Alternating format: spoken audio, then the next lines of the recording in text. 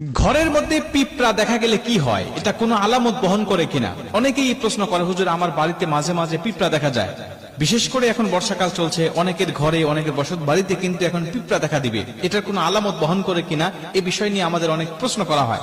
রাসূল সাল্লাল্লাহু আলাইহি ওয়াসাল্লাম পিঁপড়া সম্বন্ধে অনেক হাদিস বর্ণনা করেছেন এবং কোরআনের মধ্যে আল্লাহ সূরা নাজিল করে দিয়েছেন, সূরাতুন নামল। নামল মানে পিপলিকা।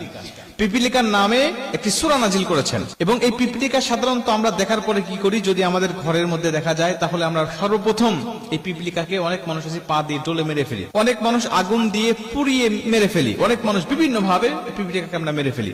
অথচ নাসাই শরীফের মধ্যে একটি ঘটনা আসছে যে আল্লাহ পাকের কোন একজন নবী, রাসূল সাল্লাল্লাহু আলাইহি ওয়াসাল্লাম বলেন, আল্লাহ পাকের কোন একজন নবী একটি পাহাড়ের গুহায় আশ্রয় নিলেন বা তিনি সেখানে ধ্যান করতেন, আল্লাহ পাককে ডাকতেন, আল্লাহর জিকির করতেন। তো হঠাৎ করে তার পিপিলিকা বাসা পাশেই ছিল, ওখান থেকে একটা পিপিলিকা তার পায়ে কামড় দিল। আল্লাহর নবী রাগান্বিত হয়ে তিনি আগুন দিয়ে পুরা পিপিলিকার বাসাটাকে একদম জ্বালিয়ে পুড়িয়ে ভস্ম করে দিলেন। আল্লাহ পাক মুহূর্তের মধ্যেই তার কাছে জিবরাইল নাজিল করলেন, এসে বলছেন, আল্লাহর নবী আপনি পিপিলিকার বাসাগুলোকে কেন পুড়িয়ে দিলেন, কেন ধ্বংস করলেন?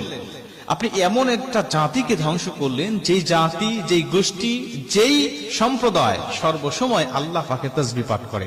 পিপিলিকা এমন একটা প্রাণী যারা সর্বসময় আল্লাহ পাকের তাসবিহ পাঠ করে। আপনি কামড় দিয়েছিল একটা, আপনি সেখান থেকে সরে যাইতেন বা আপনি তাদেরকে সরায় দিতেন, এই পিপিলিকার দলকেই আপনি সরায় দিতে পারতেন, কিন্তু আপনি তাদেরকে কেন মেরে ফেললেন? এরা তো আল্লাহ পাকের তাসবিহ পাঠ করে।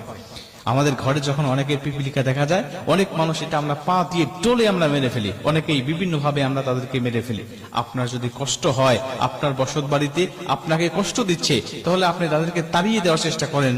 পিঁপড়া তাড়ানোর বিভিন্ন পদ্ধতি রয়েছে, এগুলোকে মেরে ফেলবেন না। মেরে ফেলা এটা ইসলামের মধ্যে আল্লাহ রাসূল সাল্লাল্লাহু আলাইহি ওয়াসাল্লাম বলেন, 5টি প্রাণীকে তোমরা কখনো মারবে না।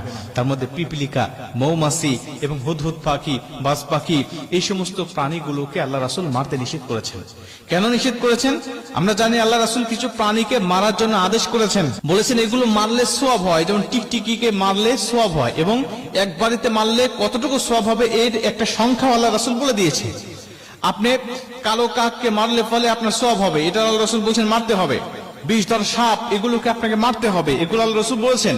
আবার কিছু কিছু প্রাণীর নাম ধরে বলেছেন এগুলো মারতে পারবে না। কেন মারবে না জানো? কারণ এরা তোমার রবের তাসবিহ পাঠ করে, সর্বসময় এরা রবের তাসবিহ পাঠ করে, এদেরকে তুমি আঘাত করো না, এদেরকে তুমি মেরে ফেলো না, কারণ এর জাতিটাই, এর গোষ্ঠীটাই আল্লাহ পাকের তাসবিহে ব্যস্ত থাকে। এজন্য পিঁপড়া আমাদের বাড়িতে দেখা গেলে এটা আসলেই কোনো ভালো আলামত নাকি খারাপ আলামত, এই সমস্ত কিছু আসলে বিবেচনা করে না।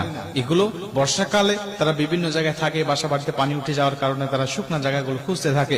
এগুলো আসলেই কোনো ভালো আলামত বা খারাপ আলামত বহন করে না। এগুলো নিয়ে দুশ্চিন্তা বা টেনশন করার মতো কিছু নয়। তবে আপনার ঘরে আসলে আপনি তাদেরকে মেরে ফেলবেন না, তাদেরকে আপনি তাড়িয়ে দেওয়ার চেষ্টা করবেন। শুকনা মরিচ ডাকলে তারা চলে যায়, বিভিন্ন পদ্ধতি আছে ঘরোয়া ভাবে, তাদেরকে তাড়িয়ে দিবেন বা আপনি প্রয়োজনে তাদের থেকে দূরে থাকবেন।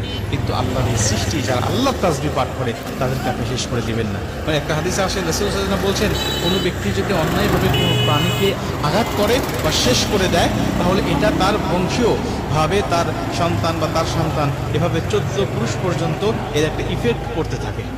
সুলাইমান আলাইহিস সালাতু ওয়াস সালাম থেকে একটা চমৎকার ঘটনা আছে, সময় হলে অন্য একদিন বলবো ইনশাআল্লাহ। তাহলে আমরা পিপিলিকাকে মারবো না, মৌমাছিকে মারবো না, বাজ পাখিকে মারবো না, হুদহুদ পাখিকে মারবো না, এই সমস্ত প্রাণীগুলোকে যেগুলো আল্লাহ নিষেধ করেছেন এগুলো মারা থেকে আমরা বিরত থাকবো ইনশাআল্লাহ।